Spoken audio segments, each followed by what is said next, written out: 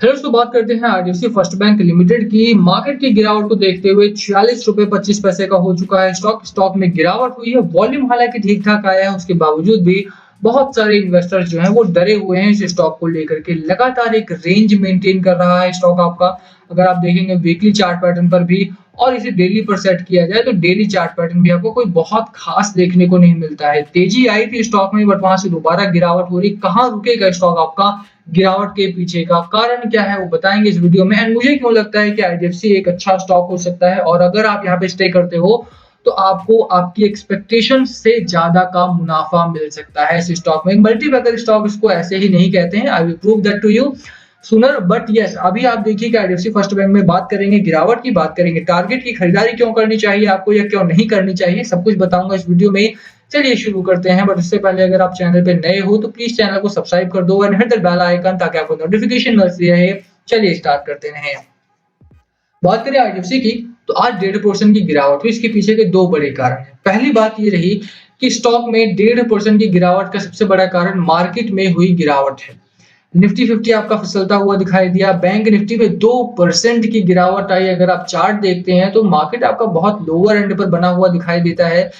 अगर Nifty bank का index देखते हैं चार्ट पैटर्न पर तो देखिए किस तरह का वॉलेटिलिटी हमें दिखाई देती है। लगातार एक रेंज मेंटेन कर रहा है, लगातार सपोर्ट मिला है आज के दिन में। आज भी आपका जो इंडेक्स है उसने एक अच्छा सपोर्ट क्रिएट किया बट रेंज बहुत बड़ी रही है आज के दिन में। 37,800 का एक सपोर्ट है अभी भी मार्केट के पास एंड आई थिंक यहाँ पे होल्ड करता हुआ दिखाई दे सकता है ये इंडेक्स। अगर ये फॉल करता है तो यहाँ तक गिरावट हो सकती है। 37,140 तक की गिरावट आपको एक्सपेक्ट करके चलना चाहिए।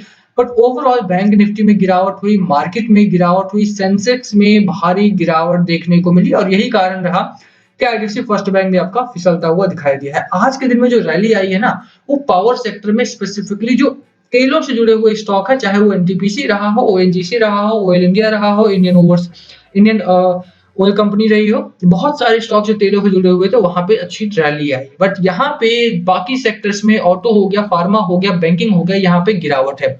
हालांकि बैंकिंग सेक्टर के दिन बदल रहे हैं, इसमें कोई दो राय नहीं है, but yes it will take time और वो आपको रुकना पड़ सकता है। पहला कारण तो ये रहा कि मार्केट में गिरावट हुई, उसकी वजह से गिरावट आईडीएफसी में हुई। दूसरा कारण क्या है? दूसरा कारण है ये खबर।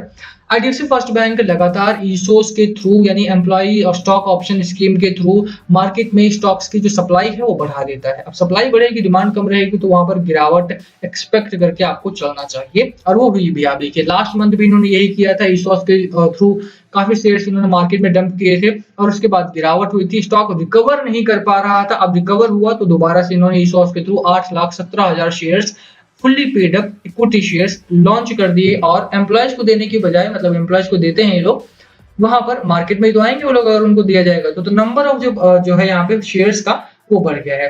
Further with the allotment of the above share the equity base of the bank जो है stands increased from present level to this level. Equity shares of ₹10 each जो फेस वैल्यू है इस कंपनी का। तो अगर सप्लाई बढ़ जाएगी मार्केट में, और आज के दिन हुआ है ये सितंबर 27 को उन्होंने अप्रूव किया था, 28 को ये मार्केट में आया है। आज की खबर है सप्लाई बढ़ी, डिमांड कम रही और स्टॉक में गिरावट हुई। एक्सपेक्टेड नहीं था बट कंपनी लगातार अपनी सप्लाई को बढ़ा रही है क्योंकि जरूरत है इनको। जो प्रमोटर्स के पास शेयर्स है उनको ऑफलोड करने की जरूरत पड़ रही है, कंपनी को पैसा चाहिए। तो ये दो बड़े कारण रहे गिरावट के। अब पहला कारण जो रहा मार्केट से संबंधित, वो आपको फर्क नहीं डालना चाहिए, उसे उसका स्ट्रेस नहीं लेना चाहिए क्योंकि मार्केट साइकिल है। मार्केट कभी गिरावट में आएगा, मार्केट कभी तेजी में आएगा। शॉर्ट टर्म की गिरावट आप एक्सपेक्ट करके चलिए मार्केट से तो आपका काम बन जाएगा। दूसरी खबर ईसोस की जो है ये भी पॉजिटिव है, नेगेटिवली इसको मत लीजिए कि स्टॉक में गिरावट हुई। ये मौका है आपके सामने और ज्यादा खरीदारी करने का या उन लोगों की एंट्री लेने का जिन्होंने अभी तक एंट्री नहीं ली है। इस स्टॉक में गिरावट से बिल्कुल मत डरना क्योंकि ये एक बेहतरीन स्टॉक है। बात करें इसके फंडामेंटल्स की, सबसे पहले देखिए खबरें अभी भी पॉजिटिव मुझे देखने में लगती हैं। मार्च 2017 में कंपनी बनी, 9,597 करोड़ का रेवेन्यू जनरेट कर रही थी कंपनी। इस समय कितना जनरेट कर रही है? 18,690 करोड़ का। 3 साल में कंपनी ने अपना जो रेवेन्यू है वो डबल कर लिया है। आप सोच सकते हैं कि कितना बेहतरीन कंपनी यहाँ पर बन गई है ये, ठीक है। अब दूसरी चीज अगर आप देखते हैं तो मार्जिन भी 50% के आसपास का मार्जिन मेंटेन करके रखा है। बैंकिंग सेक्टर में मार्जिन बहुत इंपॉर्टेंट है। सरकारी बैंकों, प्राइवेट बैंकों, margin is the most important parameter to look at. अगर आप किसी भी बैंकिंग सेक्टर में किसी भी कंपनी में निवेश करते हैं तो मार्जिन जो है वो बहुत इंपॉर्टेंट है। 50% का मार्जिन, ₹1 में 50% अगर ये बचा रहे हैं तो आप सोचिए कि कितना जल्दी ये ग्रो कर सकते हैं। अच्छा पैरामीटर, फैक्टर्स अच्छे हैं, फंडामेंटल अच्छी है, 3 साल में कंपनी ने अपना रेवेन्यू डबल कर लिया है। ये तो हुई फाइनेंशियल सिचुएशन की बात। अब बात करते हैं थोड़ी शेयर होल्डिंग पैटर्न भी तो देखें कि क्या मैं ही बोल रहा हूँ या और लोगों को भी भरोसा है। देखिए, जैसे मैंने कहा कि ये स्टॉक में आपको बिकवाली नहीं करनी चाहिए, घबराना नहीं है गिरावट से, आपको बाय करना है, मौका है वो आपके पास। एफआईआईज़ ने 11.88 की खरीदारी की थी पहले, अब वो 15% कर दी है। 2021 जून क्वार्टर में जब स्टॉक लगातार दबाव में था, तब इन लोगों ने शेयर होल्डिंग को बढ़ाया था। क्या कारण है आप मुझे बताइए कि एफआईआई ने शेयर होल्डिंग को बढ़ाया? अगर ये स्टॉक खराब है, अगर ये स्टॉक के फंडामेंटल्स खराब है या टेक्निकल पैटर्न खराब है या ये स्टॉक बढ़ने वाला नहीं है। आप जानते हैं कि एफआईआई और एफपीआई के पास हमसे ज्यादा क्वालिफाइड एनालिस्ट हैं जो कि हार्वर्ड पढ़े हुए होते हैं और हमसे ज्यादा मशीनरी होती है उनके पास, बट उसके बावजूद भी इन्होंने इसमें खरीदारी की है। साफ तौर पर they are seeing what we are not. ठीक है, तो वो उन लोगों को वो दिख रहा है जो हमें नहीं दिख रहा है, तो वो चीज देखने की कोशिश करो। फंडामेंटल्स अच्छे दिखाई दे रहे हैं आपको, बट आप इग्नोर कर रहे हो। सेकंड चीज, एफआईआई एफपीआई ने यहाँ पर पैसा लगाया, शेयर होल्डिंग पैटर्न अच्छा दिख रहा है, बट कुछ लोग इग्नोर कर रहे हैं। इग्नोर करने वाला स्टॉक नहीं है, खरीदारी करके चलो यार, मजे आएंगे आपको। 2022-2023 तक बहुत अच्छा रिटर्न आपको यहाँ पर मिलने की उम्मीद करनी चाहिए। मार्केट को स्टेबलाइज तो होने दो, थोड़ा सा मौका मिलेगा आपको भी यहाँ पे पैसा बनाने का। तो बात अगर बाजार की हुई है, तो साथ में बात बाजार के एफआईआई और डीआईआई दो चलाने वालों की भी कर लेते हैं। देखिए, कल का दिन जो रहा था बहुत ठीक रहा था हमारे लिए। एफआईआई एफपीआई ने बिकवाली जरूर की थी 600 करोड़ रुपए के आसपास की, बट उतनी ही उससे ज्यादा की खरीदारी, डबल की खरीदारी, ऑलमोस्ट 1400 करोड़ की खरीदारी यहाँ पे डीआईआई की तरफ से आई थी, जिसको बराबर कर दिया था। तो मार्केट कल तो बहुत बेहतर चला था। आज की अगर आप बात करें, आज मार्केट में जिस तरह से गिरावट हुई है, साफ तौर पर यहाँ पे दोनों ही फ्रंट से भारी बिकवाली देखने को मिली है। तो वो चीजें आपको देख के चलना है थोड़ा सा। बाकी अगर मार्केट के हालात आप बात करें, तो निफ्टी बैंक आपका सपोर्ट यहाँ पर लेगा 27,100 2700 के आसपास, 27,000 के आसपास। तो वो आपको ध्यान रखना चाहिए। बाकी कोई प्रॉब्लमेटिक सिचुएशन यहाँ पे नहीं है मार्केट की तरफ से। शॉर्ट टर्म में अगर ये लोअर सर्कल लगाता भी है, तो कोई घबराने वाली बात नहीं है, होल्ड करके चलो। मार्केट अभी बुल रन में है, 1 साल से बुल रन में है, आगे 1 साल और बुल रन में रहेगा, ये गारंटीड है आपके लिए। तो बिल्कुल खरीदारी करो। अब बात कर लेते हैं आईडीएफसी फर्स्ट बैंक के टेक्निकल पैटर्न के। फंडामेंटल हो गए, खबरें हो गई, कंपनी के शेयर होल्डिंग पैटर्न हो गया। अब थोड़ा सा आप देखिए कि क्या मुझे पसंद आ रहा है। देखिए, एक सपोर्ट है आपका 45 रुपीज का, नेक्स्ट टारगेट आपका इस पॉइंट पर है, यानी 56 के आसपास का नेक्स्ट पॉइंट है आपका। खरीदारी करके चलो यहाँ पे।